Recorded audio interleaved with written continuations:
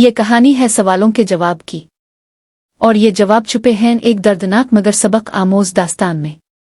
कहानी शुरू होती है एक औरत से। वो औरत अपनी जिंदगी में बेसुकूनी से तंग आ चुकी थी। इसके दिल में हजारों सवाल थे मगर जुबान पर सिर्फ 3। एक दिन वो औरत गांव के किनारे रहने वाले एक बूढ़े साधु के पास पहुंची। साधु की झोंपड़ी में सुकून सा था। लकड़ी की खुशबू, जलती हुई धूनी का धुआं और टिमटिमाता दिया। औरत ने अंदर कदम रखा। साधु आंखें बंद किए जिक्र में मसरूफ था। जैसे ही इसने औरत के कदमों की चाप सुनी, इसने धीरे से आंखें खोली और कहा, बेटी आ जाओ। दिल में जो सवाल हैं बेखौफ होकर पूछो। औरत ने लरसती हुई आवाज में कहा, बाबा जी, मैं 3 सवालों के जवाब जाने आई हूं। मेरा पहला सवाल है, वो कौन सी औरत है जिसके नसीब में कभी बेटा नहीं लिखा होता और वो सारी जिंदगी अकेली रह जाती है। मेरा दूसरा सवाल यह है कि वो कौन सी औरत है जो वक्त से पहले बेवा हो जाती है और बगैर शौहर के जिंदगी गुजारती है। और मेरा तीसरा सवाल यह है कि वो कौन सी औरत है जो शौहर के होते हुए भी सारी जिंदगी दुख सहती है और सुकून नहीं पाती। साधु ने गहरी सांस ली, अपनी आंखें बंद की और कहा, बेटी, उन तीनों सवालों के जवाब तुझे कहानी में मिलेंगे। सुन, गौर से सुन। साधु ने अपनी बात कहानी की सूरत में शुरू की। कहानी की शुरुआत एक गांव में एक रईस रहता था जिसे सब सेठ कहते थे। सेठ के पास दौलत की कमी न थी। आलीशान हवेली, नौकर चाकर, खेत खलियान, सब कुछ था। मगर अक्सर ऐसा होता है कि दौलत इंसान को गुरूर दे देती है और गुरूर इंसान के दिल को काला कर देता है। सेठ भी ऐसा ही इंसान था। दौलत का नशा उसके लहजे में झलकता था।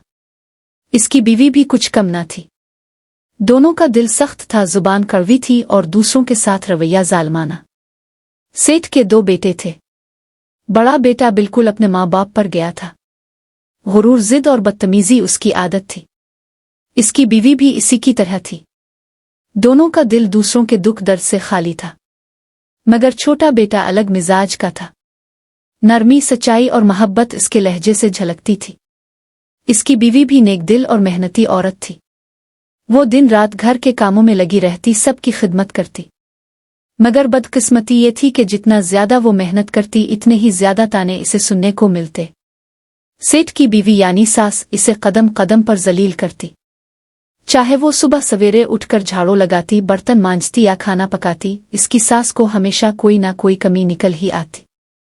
छोटे बेटे की बीवी के नसीब में एक बेटी थी, जबकि बड़ी बहू के यहाँ बेटा पैदा हुआ था। यही बात छोटी बहू के लिए जख्म बन गई।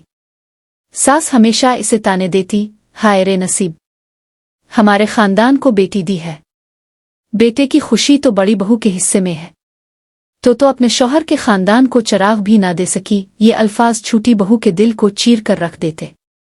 मगर वो खामोश रहती। वो जानती थी कि जवाब देने से आग भड़केगी और घर का सुकून मजीद बर्बाद हो जाएगा। जुल्म की इंतहा एक दिन छोटी बहू सुबह सवेरे झाड़ू लगा रही थी। पसीने से शराबूर, मगर हाथ काम करते जा रहे थे।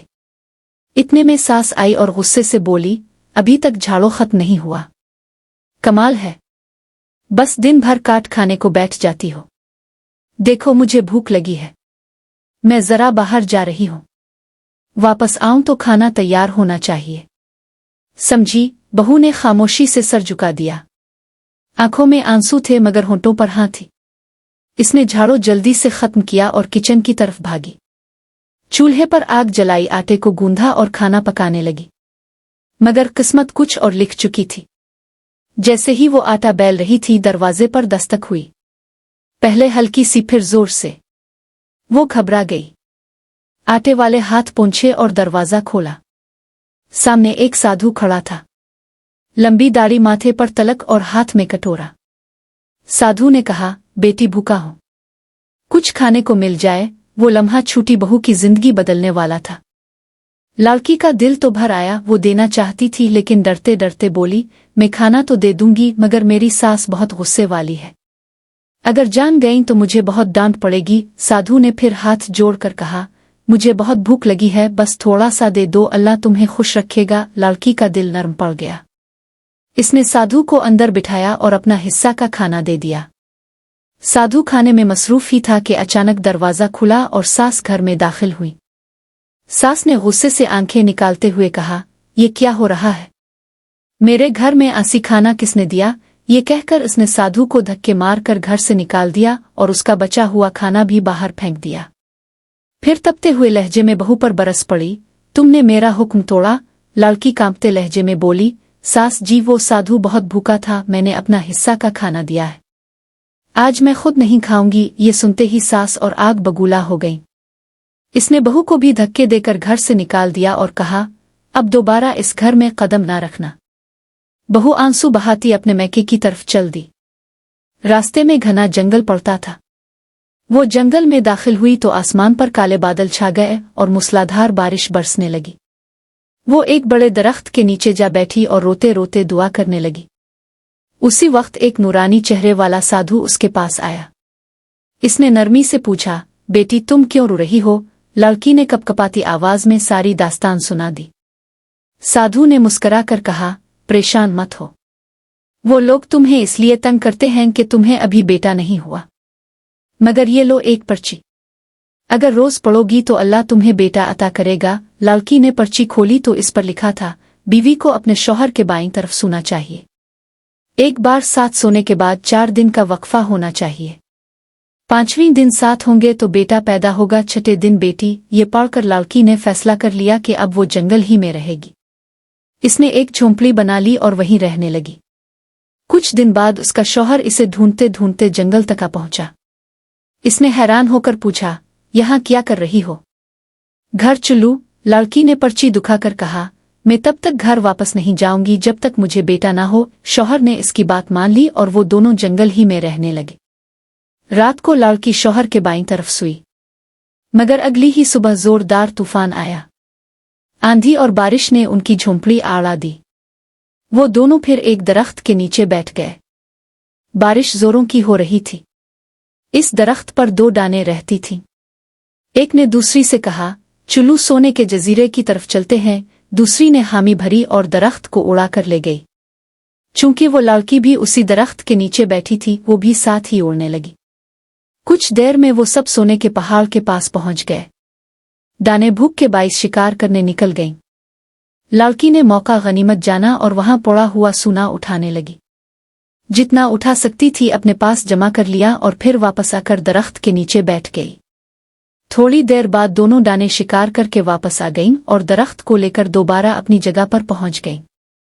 साधु ने लड़की से कहा, अब कहानी गौर से सुनना। और जब दाने दोबारा चली गईं तो लड़की ने सोचा, ये सारा सोना ले जाकर अपनी सास को दूंगी, वो खुश हो जाएगी और मुझे तंग नहीं करेगी। वो अपने शौहर के साथ घर पहुंची और सारा सोना सास के हवाले कर दिया।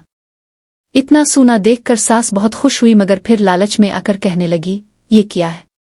तुम्हें और ज्यादा सोना लाना चाहिए था, इतना के साथ पुश्तें बैठ कर खाएं। लड़की ने समझाया, मैंने जितना हो सका अलिफाटे आलिफ है, वहां जान का खतरा है, अब न जाएं। मगर सास ने बात न मानी। वो अकेली दरख्त के नीचे जा बैठी। कुछ देर बाद दाने आए और कहने लगे, आज सोने के जजीरे नहीं बल्कि दरिया के किनारे चलेंगे। ये सुनते ही सास बेइख्तियार बोली, तुम सोने के जजीरे क्यों नहीं जा रहे? दानोहे ने चौंक कर देखा तो पता चला कि एक औरत दरख्त पर बैठी है। उन्होंने दरख्त को जोर से हिलाया। सास नीचे गिरी और जमीन पर गिरते ही उसकी मौत वाक़ई हो गई। घर वालों को खबर मिली तो सब जमा हो गए। लड़की ने रोते हुए कहा, मैंने अपनी सास को बहुत समझाया, मगर वो लालच में आकर चली गई। यूं लालच ने इसकी जान ले ली। कुछ वक्त बाद अल्लाह ने लड़की को एक बेटा अता किया। फिर साधु ने इसके सवालात के जवाब दिए। कौन सी औरत को बेटा नहीं होता? वो जो अपने शौहर से लड़ती झगड़ती रहती है। कौन सी औरत वक्त से पहले बेवा हो जाती है? जो दूसरों मर्दों के साथ वक्त गुजारती है। कौन सी औरत शौहर के होते हुए भी दुख सहती है? वो जो अपने शौहर से मशवरा नहीं करती और उसकी मुमानात के बावजूद अपनी मर्जी करती है। साधु ने कहा, कहानी खत्म हुई। इससे सबक लो कि लालच और नाफरमानी हमेशा नुकसान देती है।